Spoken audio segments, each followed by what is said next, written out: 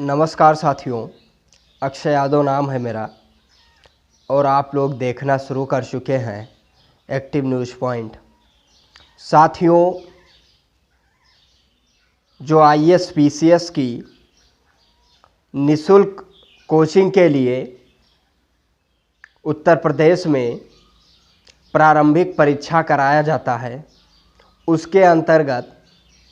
अनुसूचित जाति और अनुसूचित जनजाति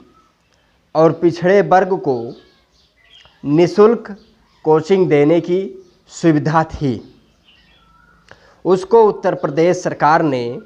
अर्थात योगी जी के नेतृत्व वाली सरकार ने, भारतीय जनता पार्टी की सरकार ने उसको समाप्त कर दिया है। अर्थात ओबीसी के बच्चों को निःशुल्क आईएएस पीसीएस की कोचिंग अब नहीं दी जाएगी और सामान्य वर्ग को दी जाएगी, लेकिन पिछड़े समाज को निःशुल्क कोचिंग की सुविधा हटा दिया गया है। मैं बधाई देना चाहता हूं उन ओबीसी बच्चों को जो कट्टर हिंदू बने हुए थे और हिंदुत्व का झंडा लहरा रहे थे और मंदिर आंदोलन को मजबूती दे रहे थे और भगवा रक्षक में अपनी सहभागिता पूर्ण रूप से निभा रहे थे, निभा के अभी भी निभा रहे हैं और कांवड़ ढोने में लगे हैं और पंडाल सजाने में लगे हैं, कर्मकांड और पूजा पाठ और ब्राह्मणवाद और मनुवाद को मजबूत करने में लगे हैं। उन बच्चों के लिए मैं बधाई देना चाहता हूं, क्योंकि उत्तर प्रदेश राज्य सरकार ने ओबीसी समाज को, पिछड़े वर्ग को निःशुल्क आईएएस और पीसीएस की कोचिंग देना उचित इसलिए नहीं समझा क्योंकि बीजेपी को पता है, भारतीय जनता पार्टी को पता है कि पछड़ा समाज केवल झंडा उठाने के लिए और पूजा पाठ और कर्मकांड करने के लिए ही है, क्योंकि इसका जिम्मेदार मैं सबसे ज़्यादा पिछड़े समाज को ही मानता हूँ, क्योंकि पिछड़ा समाज अब एकजुट नहीं है, अपने अधिकार के लिए सचेत नहीं है, अपने हक के लिए वो जागरूक नहीं है, क्योंकि वो पूरी तरीके से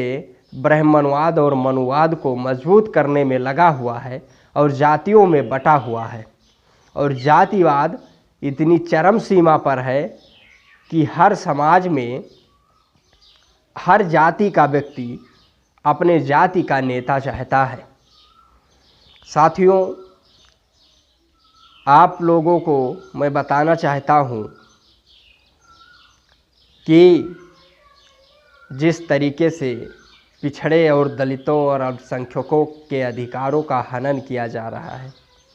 उनके अधिकार छीने जा रहे हैं और ख़ासकर पिछड़े वर्ग को जो आईएएस और पीसीएस के निःशुल्क कोचिंग सुविधा से बाहर किया गया है, आज पिछड़े समाज को या जो मौर्य उप मुख्यमंत्री श्री केशव प्रसाद मौर्य जी के नाम पर वोट देने वाले मौर्य समाज को, स्वतंत्र देव पटेल के नाम पर वोट देने वाले वर्मा समाज को भारतीय जनता पार्टी से प्रश्न करना चाहिए, केशव प्रसाद मौर्य जी से प्रश्न करना चाहिए, स्वतंत्र देव पटेल जी से प्रश्न करना चाहिए कि उत्तर प्रदेश में आईएएस पीसीएस निःशुल्क कोचिंग के लिए पिछड़े समाज को बाहर क्यों किया गया। जो कट्टर हिंदू बने घूम रहे थे उनको बीजेपी से प्रश्न करना चाहिए, लेकिन और उन तमाम नेताओं से भी प्रश्न करना चाहिए जो पिछड़े समाज का वोट लेते हैं और पिछड़ा हितैषी बताकर पिछड़ों को गुमराह करके वोट लेते हैं। और आज जिस तरीके से पिछड़ों के अधिकार को मारा जा रहा है, उनको संसाधन विहीन किया जा रहा है, वो नौकरियों में ना जा सके इसलिए उनका आरक्षण खत्म किया जा रहा है।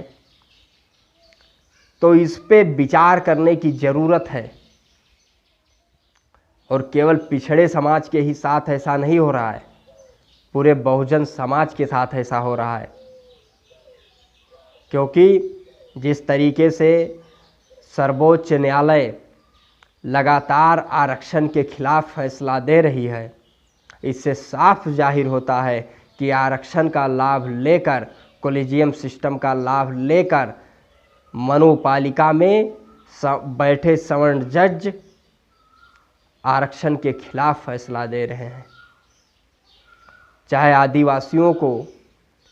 आदिवासी बाहुल क्षेत्र में आदिवासियों को 100% दिया गया आरक्षण पे समीक्षा चाहता हो, या क्रीमी लेयर सुप्रीम कोर्ट को याद आ जाता हो, चाहे प्रमोशन में आरक्षण मौलिक अधिकार नहीं, आरक्षण राज्य के विवेक पर निर्भर करता है, ये तमाम फैसले, इससे स्पष्ट होता है कि न्यायपालिका अब न्यायपालिका नहीं मनुपालिका है, और उसमें बैठे सवर्ण जज, वंशवादी पालिका में बैठे सवर्ण जज लगातार आरक्षण के खिलाफ फैसला दे रहे हैं। लेकिन जब 10% सवर्णों को आरक्षण दिया जाता है, तब सुप्रीम कोर्ट को क्रीमी लेयर का नहीं याद आ जाता है।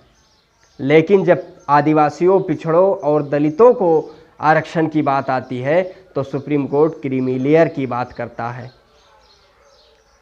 तो ये हम लोगों को समझने की ज़रूरत है, और भारतीय जनता पार्टी के पिछड़ा, दलित और अल्पसंख्यक विरोधी जो चेहरा सामने आ रहे हैं, इसको समझने की ज़रूरत है।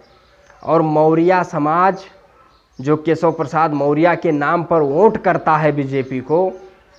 और वर्मा समाज में जो लोग स्वतंत्र देव पटेल के नाम पर वोट करते हैं भारतीय जनता पार्टी को, उनको सोचने और विचार करने की ज़रूरत है कि किस प्रकार से पिछड़ों के अधिकारों का हनन किया जा रहा है भारतीय जनता पार्टी द्वारा। और आज पिछड़े समाज को IAS PCS के फ्री कोचिंग सुविधा से बाहर किया गया है, और सारे पिछड़े नेता